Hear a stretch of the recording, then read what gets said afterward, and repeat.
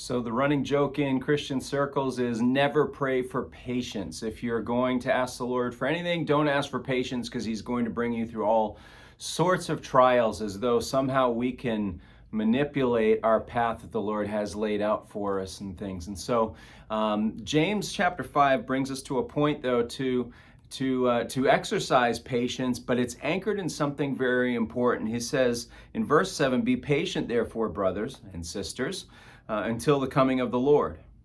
See how the farmer waits for the precious fruit of the earth, being patient about it until it receives the early and the late rains. You also be patient. Establish your hearts, for the coming of the Lord is at hand." So James is saying that it's important for us to be patient, but not just for patience sake. We need to be patient because something better is coming.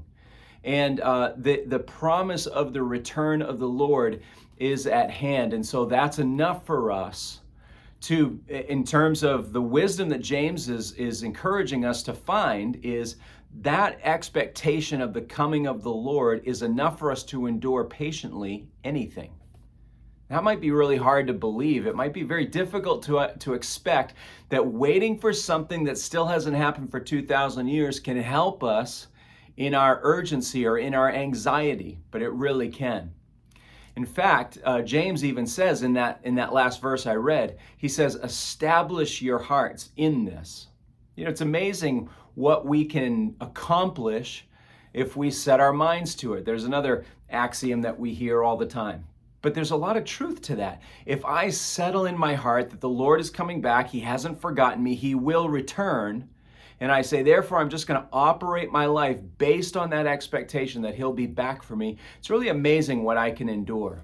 And so the patience that's being asked of me, the patience that gives me the most freedom, should be anchored in the fact that the Lord is coming back for me. And if he's coming back, there's nothing I can't endure. I hope that's an encouragement to you.